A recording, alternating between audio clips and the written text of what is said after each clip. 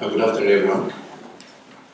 I think after that exciting Cote d'Ivoire Colombia game, I think we can be more cooperative with my Colombian friends that I was watching.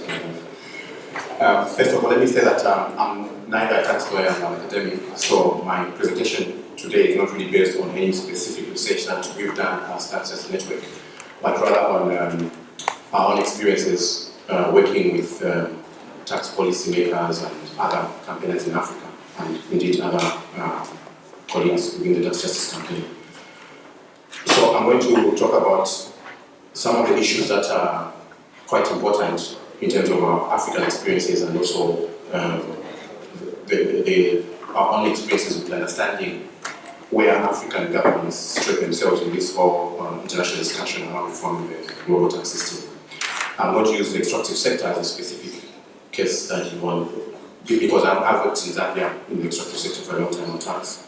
And also, as you realize, in Africa, most of if you're talking about illicit financial flows or tax avoidance, tax evasion, I think about a large amount of that happens within the extractive sector, a major proportion of that. So hence my choice of choosing the extractive sector.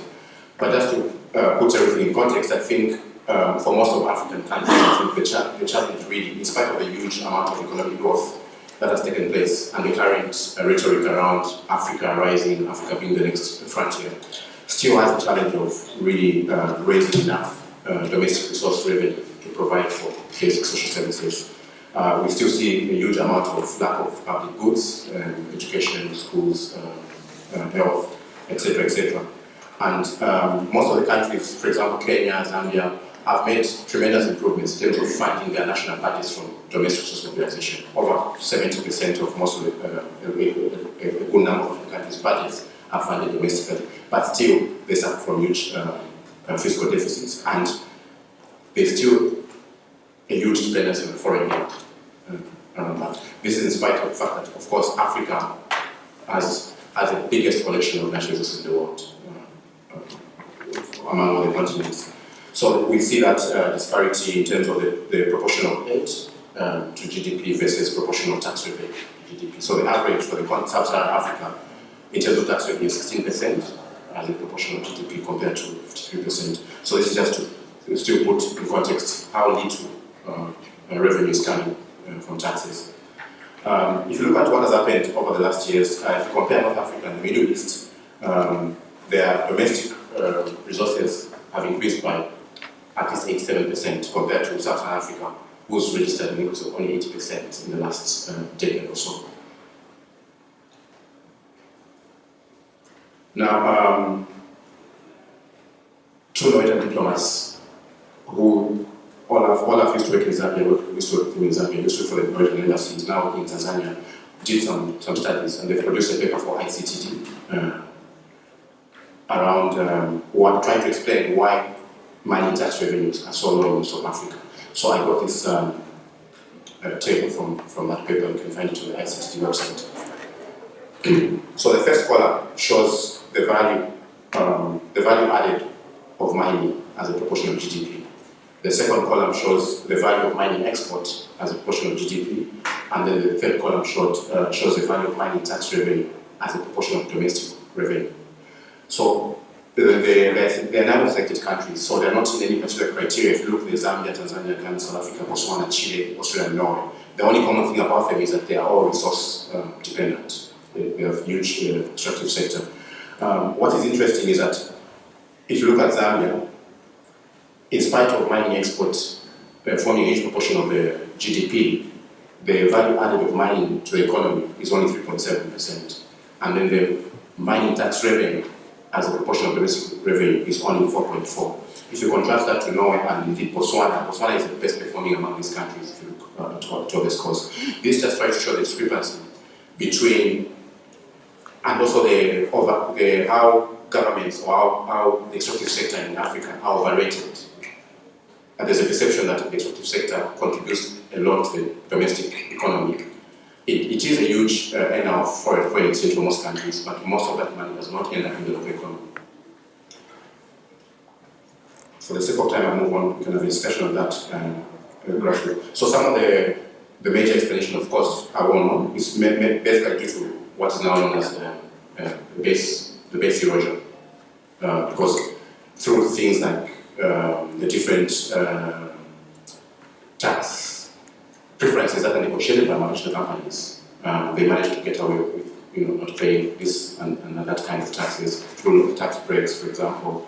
The third point is about treatment of hedging. For example, we have an interesting case in Zambia where actually companies manage to negotiate with their mining contracts the losses from their hedging activities to be offset within their mining operations. So obviously the government then was losing lots of money because the two are different operations, but then they managed to offset the losses from the hedging businesses from that. That has changed now in Zambia, at least after the government came under pressure and realized that it was not making sense.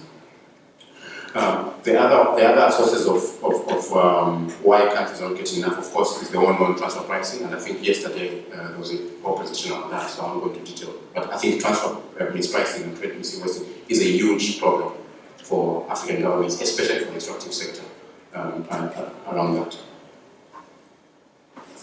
This is an actual example, it's a real quick example of the structure of one of the mines in Zambia owned by Glencore.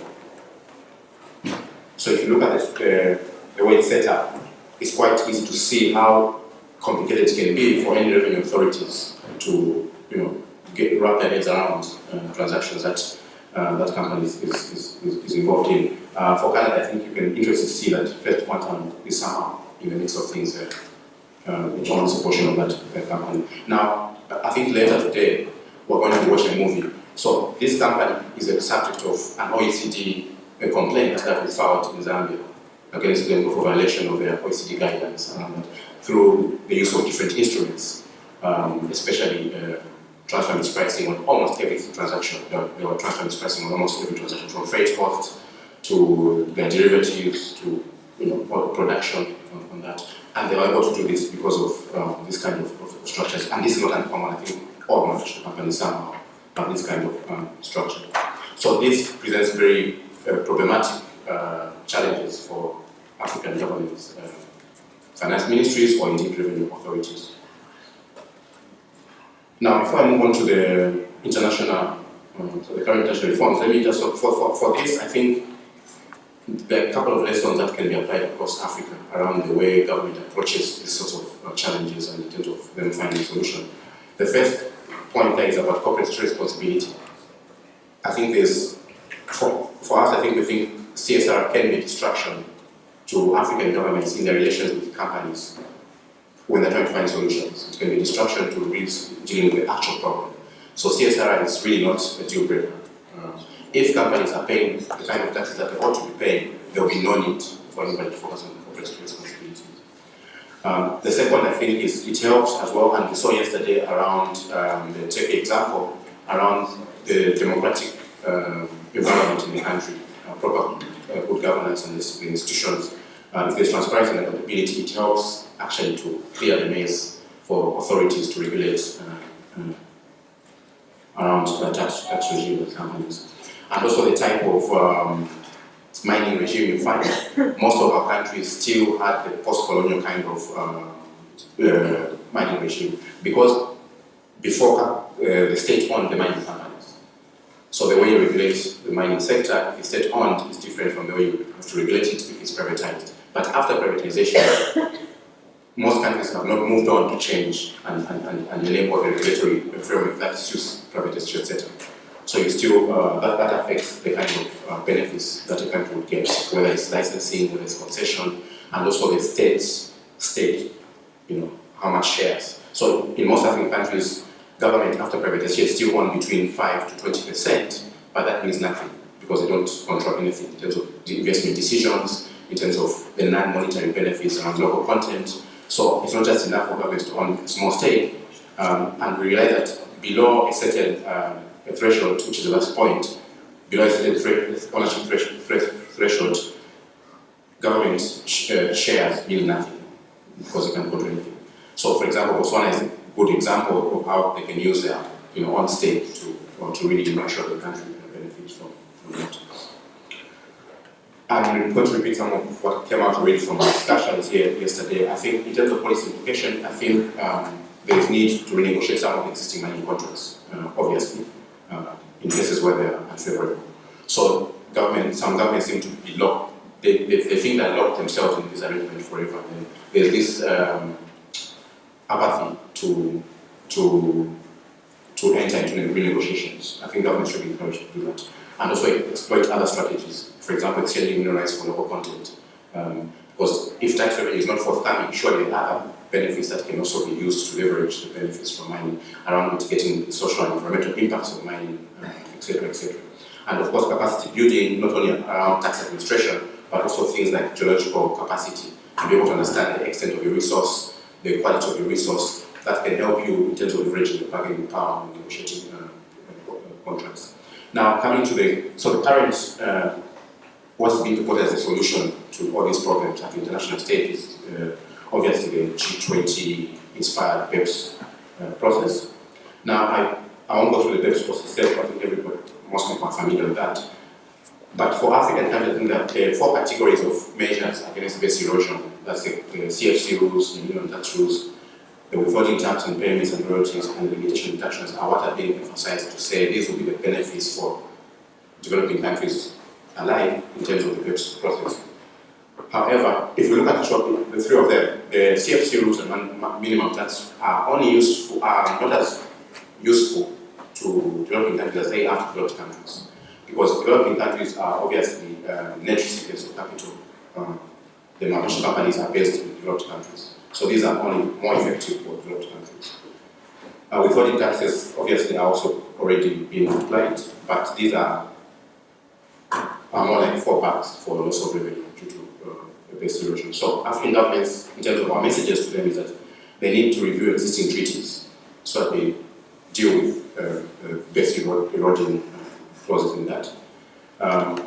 When countries are negotiating, European Western companies tend to pressure their governments to negotiate bilateral investment treaties, double tax agreements, within which they ask for reduction in withholding tax, either rates or complete removal of these things. So I think African governments should resist these kinds of demands to reduce withholding taxes or zero rate some of these taxes. There are a lot of areas within the African countries that still there's scope to introduce more taxes.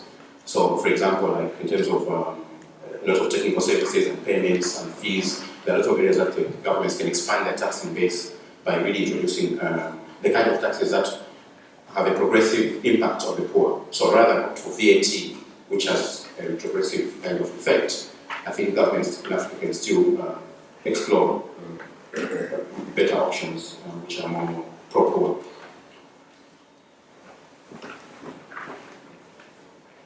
I'll skip that.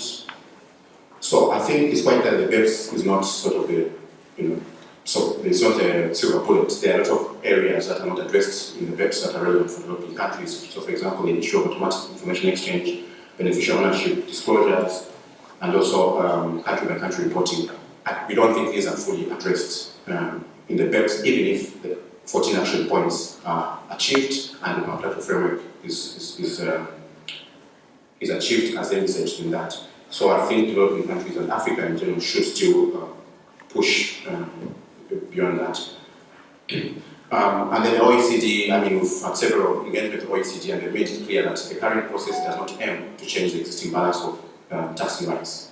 So it's quite possible to have a new regime, a new multilateral framework that is still biased against developing countries. And that is just simply moving the tax base from the south to the north. So I think this is a pure concern in terms of the limitation of the process. So the African countries with other developing countries need to make their own evaluations of the measures that will be suitable for them to adopt, either alone or preferably jointly. Currently, the problem is that it's quite difficult to pinpoint sort of African or individual African countries' position on the BEPS where they stand. There are no official voices, and they're not saying, and that's partly because probably it's an issue of priorities as well. So Africa now concerned about tax competition, around tax tax incentives, for example, around some of the more sort of domestic kind of thing, which is not to say is not important, but I think it's important that any international process takes into account the voice of African countries. So in summary, these are some of the recommendations that we sort of continue to push to African countries.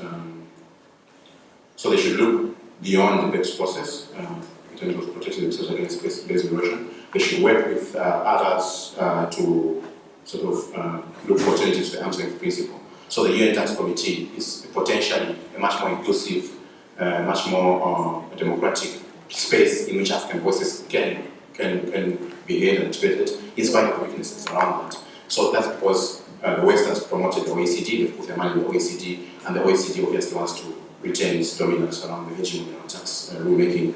But then there's very little space and leverage for developing countries in that. And then, of course, within themselves, the African governments should move away from damaging tax competition and also move towards more regional cooperation around tax treaties. There's no reason why, for example, they can't have their own regional standards on country-by-country reporting, for example, or information exchange program without waiting for a bilateral framework. And then the African countries should also stand together to enforce bilateral adoption and implementation of measures to end financial and corporate secrecy. So because we've got these financial centers emerging in Africa, Mauritius, Seychelles, Nairobi now, and others, I think the World Bank of late has played sort of a negative role around trying to help countries like Kenya to set up these financial centers, but African governments should realize the implications of that around that. Let me stop here for now. Thank you.